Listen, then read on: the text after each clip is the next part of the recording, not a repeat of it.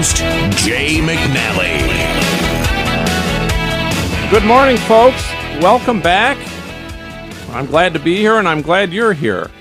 We are going to have a fascinating discussion today. We're going to pick it up where we did last week. Last week we were chatting with Darren Moore about the movie Atlas Shrugged, which actually didn't include very much about the movie because we spent the whole time talking about Ayn Rand. And I got a lot of commentary on my Facebook page and from my friends and not so friendly folks who said, boy, you really didn't give Ayn Rand the treatment she deserved. So we're going to be picking it all up again, and I have a long and what I hope is a thoughtful discussion about Ayn Rand and her influence.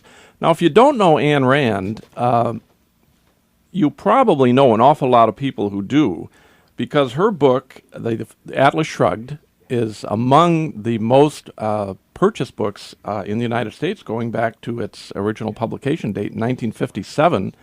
Some lists have her book listed at number 2 in terms of overall purchases.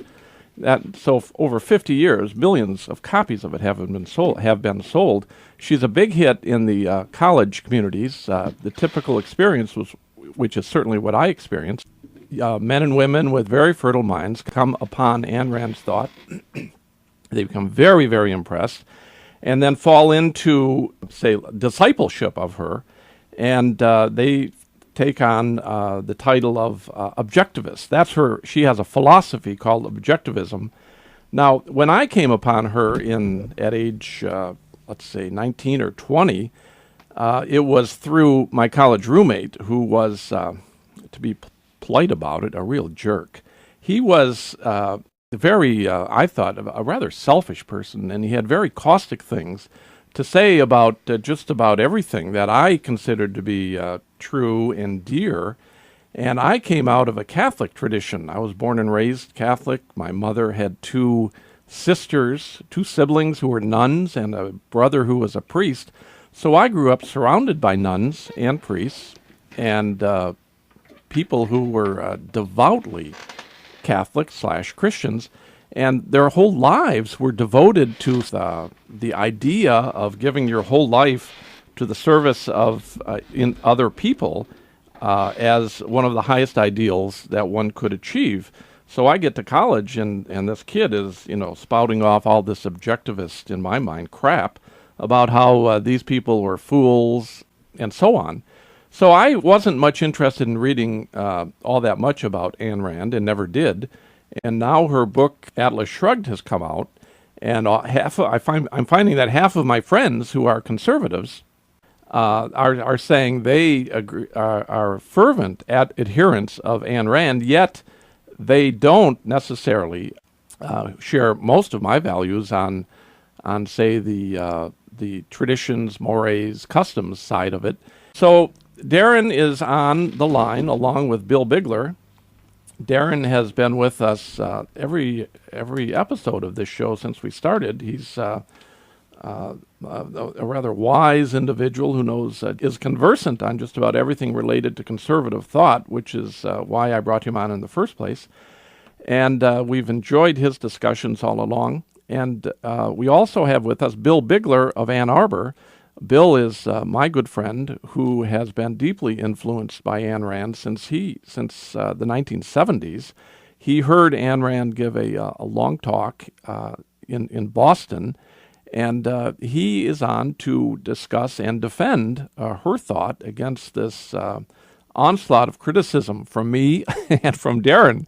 So first, Darren, let's talk about the areas of common agreement that all conservatives have with Ayn Rand, and then take it from there. Well, thanks, Jay, for having me on, and good morning, Mr. Bigler. I'm looking forward to a wonderful exchange of ideas. I have a real, people who know me know that I have a real love-hate relationship with Ayn Rand and Atlas Shrugged. I finally read it a few years ago, and I have to admit, I really enjoyed it. I was really fortunate, though, that I had read previously Hayek and Nisbet and Weaver and Friedman and Kirk and others, so in many ways I was already inoculated. I was insulated from her atheistic, narcissistic, materialist, capitalist ideology, and I could just go with it, and I really enjoyed the ride on the John Galt line. For me, it was just great to finally have someone who would stand up for the entrepreneur. I read one of your audience members say that it was like the movie 300 for businessmen. Let's describe briefly the movie for those people who have not seen it. The movie is about some entrepreneurs and people who are captains of industry, say, who are moving society forward in the material sense. They've got businesses that are profitable and very productive and so forth. Meanwhile, they are fighting a collectivist mentality in government and the rest of the culture that says, you're too successful, we need to tax your money to give it to the people who are less productive. We need to diminish your capacity to produce. And at least in the first section of the book, we find that these captains of industry are suddenly literally disappearing from society, sort of like Anne's Revenge of the Capitalists. Bill, would that be an accurate thing to say? Well, I'm not sure quite revenge. Okay. But we see the capitalists struggling to, deal with the increasing manipulations that are besetting them from these government politicians who are at the same time lining their own pockets or attempting to through all of these presumably altruistic legislation pieces, and they keep putting increasing hurdles in the way of the productive segment of the society, the people, these atlases, as Ayn Rand would call them. Now, Atlas referring to the Greek figure who had the world on his shoulders. Yeah, of course, Atlas Shrugged poses the question, what happens if Atlas shrugged? What if he just gets tired of holding the world on his shoulders? What happens to the world then? And so we have this figure. We have John Galt, who is well aware of the implications of these increasing burdens, and he is going around trying to recruit these titans of industry to come with him to form a society where people will be allowed to be productive without the interference of government, and they will be free to pursue these ends, provided they don't initiate force or fraud to achieve their ends. And so this is kind of a subplot that we see going through the movie. We see these questions: who is John Galt? And we see John Galt talking to these leaders, and bam! All of a sudden, the leaders are gone. So Darren, let's pick it up now. Everything Bill just described is on the economic side completely in line with everything that the Burke, Kirk, and the hardcore conservatives would agree with. Am I right? Well, I'm not sure that Burke and Kirk would say that it's best to just ditch it all and go hide out in the gulch. But I think you're right that when we talk about the economics, that there are a couple things that you can say for almost anyone who reads the book. One is that they will always have a soft spot for the enterprising capitalist who takes risks instead of simply taking a job. And another benefit of this book is that people who read it will almost never become socialists or communists, or perhaps as importantly, they'll not become corporatists. They'll set their faces for their entire lives against collectivism and against collusion of big government with big business. And that's why the eminent Dr. Lee Edwards lists Atlas Shrugged on his list of 101 right books for the intelligent conservative. And this may be the very best guide there is for the conservative who's being turned off by the surface level screamers on our airwaves and are looking for something more deeper and more thoughtful. Rand's got a wonderful portrayal of this dystopian society that is sliding down the road to serfdom, as Friedrich von Hayek might have called it. And it really rings true with her readers. And the book takes its place right alongside George Orwell's 1984 or Aldous Huxley's A Brave New World, both of which I consider to be vastly better than Atlas Shrugged. But it's a revolt against the masses, those massive men who are so shielded from the sight of the abyss that, as Richard Weaver might put it, this mass mob of men conceives that our economy, our world, is really just nothing more than a fairly simple machine which, with a bit of intelligent tinkering, can be made to go. And in going, it turns out whatever comforts and whatever other satisfactions his demagogic leaders have told him that he is entitled to. And that's what we see here today. Now, where are the areas of disagreement between, say, the conservatives and and Rand? Well, of course, the big thing is that Ayn Rand was as unapologetic an atheist as there may ever have been. And, of course, this leads her in different directions. And basically, our conservatives are people of faith, fundamentally different, and it leads Ayn Rand to places where, for instance, her romantic ideals are much different. Yeah, I described her in the last show in a rather caustic way. I said she had been divorced several times and so forth. It turns out I was wrong on that point. She was actually married for quite a long time, 50 years, to the same individual, but she did have at least one relationship with other people. And I think the thing that I found so offensive about Rand was her brazen, in-your-face hostility to religion and the way she discounted altruism. How would we say that, or could we say that Ayn Rand nevertheless still had room in her world for folks who ran orphanages and hospitals and all the rest of it? I mean, there are a great many people who have completely secular interests, who are the proverbial do-gooders who donate all sorts of time, their whole lives, to doing good for other people for no financial recompense whatsoever. Would those folks fit in Ayn Rand's worldview? Well, Ayn Rand was a big proponent of people using their rational faculties, their intellectual honesty, to try to determine those values which were highest or greatest to them in their own personal lives. Thus, the title, The Virtue of Selfishness. She was really looking for a rational ethics based on the self. So it was not that she was immoral, but she had this particular vision. I think Ayn Rand would say if one saw their greatest good, their greatest values being achieved in one direction, they should pursue them. And I think that wouldn't matter if it were a charity or it were a business, although she was clearly a champion of business people, enterprisers, people who were producing those kind of goods within the society. So, Darren? Well, I have a lot more prepared about what I like about her.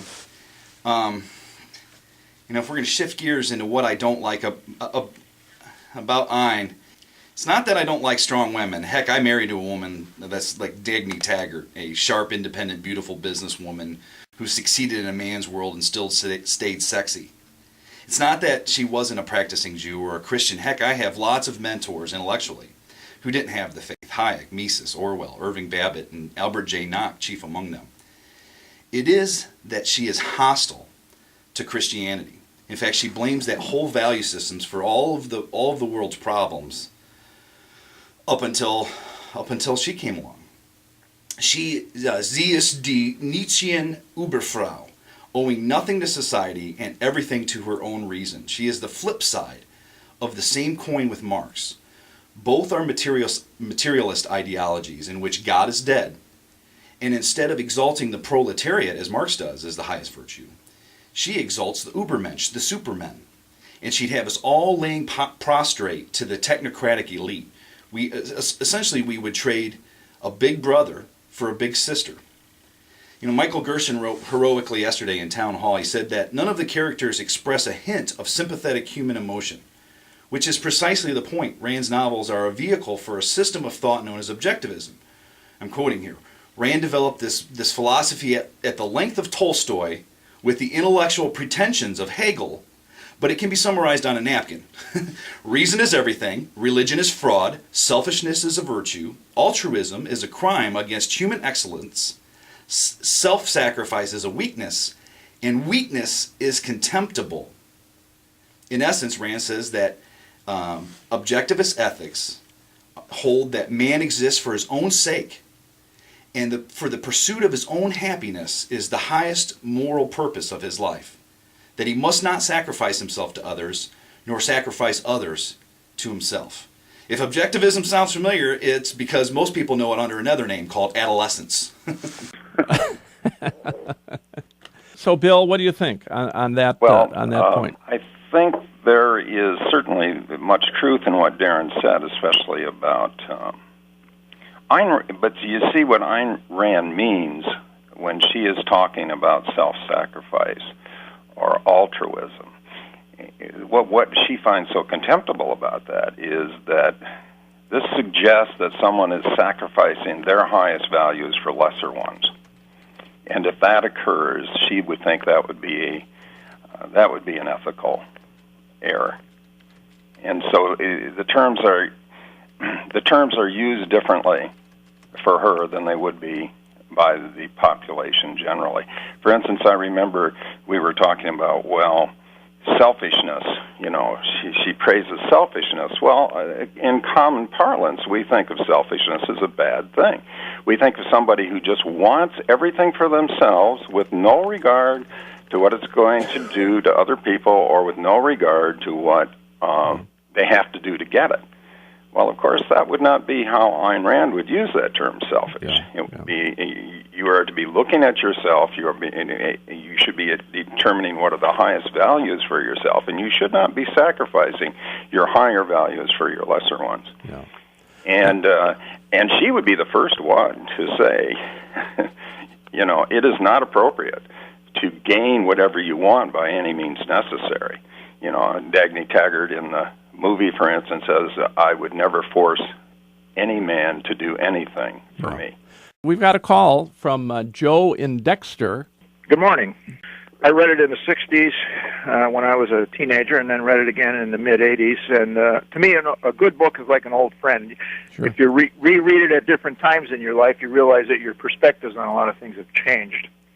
But I think I really fell in love with her idea of objectivism, and I think her overall philosophy is just like a lot of theologies or political philosophies. You can take and pick what you feel is best about them and leave the rest.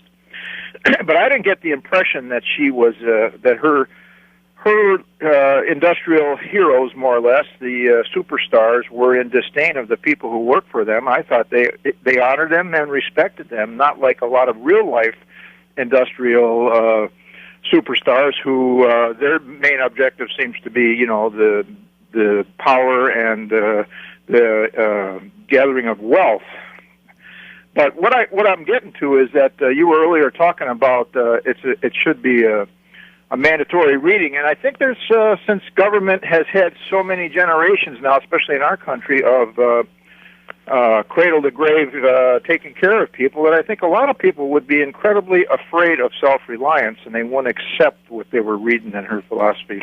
They want to be taken care of. It's kind of like when Gorbachev cried uncle, and all of a sudden Russia, they had to find their own ways to feed themselves and house themselves. There was this huge void there because they didn't know how to do it. Joe, you're absolutely right. Well, I recall when I was in college, there was a general sense that was passed on to me, and I saw around me that if you wanted to survive and prosper, you had to get out there and get a job somehow. And if you wanted to go to college, you wanted to study hard, and if you didn't, you were going to possibly not wind up in college. But now there seems to be a widespread attitude from top to bottom that there's some government program somewhere that's going to give you what you don't have. And that's it was part of the stumbling blocks to us becoming a nation because the states didn't want too much government control over their lives in almost every way, and I think that our country was in code and implied. Our country was set up. One of the greatest values of our country, outside of our freedoms, was that people were self-reliant, and it was our self-reliance that made our country great. And that's a hurdle for a lot of people these days. And there's one thing I just want to add, and I know it's a touchy subject, but I firmly believe that there's a lot of exclusionary thought going on in both, conservative and liberal or social or communist, whatever you want to call the other side. I think they're varying degrees. But I consider myself exceptionally conservative, and I'm secular, and I think that a lot of conservatives think conservative/religious, and their form of religion is almost always Christianity. Yeah. I was raised Roman Catholic, and I never, embraced the faith. but I'm not amoral or unethical. I just am not religious. Joe, what I find is exactly what you're saying. In nearly everything I've been involved in terms of business, and especially in any political involvement I've had, the people I walk arm in arm with are people who disagree with me completely on many areas of my life. Therefore, so a devout. It's not uncommon to go to any kind of a meeting relating to politics. It could be a union thing, MEA even, or UAW, where you'll have Bible-thumping fundamentalists sitting next to left-wing hippies, but they share common interests on economics. So while I just want to say, this discussion by no stretch should suggest, I think, that there's not a great deal of common ground. I believe there is, but I think in the public forum, especially on talk radio, which is pretty much what I'm addicted to. Okay, now we're coming up to a break here, and okay, I'll let you go out. This is Joe. Thanks for calling in, and I want to I really enjoy your show. Thank you. You're listening to The American Dream with Jay McNally on Wham Talk 1600.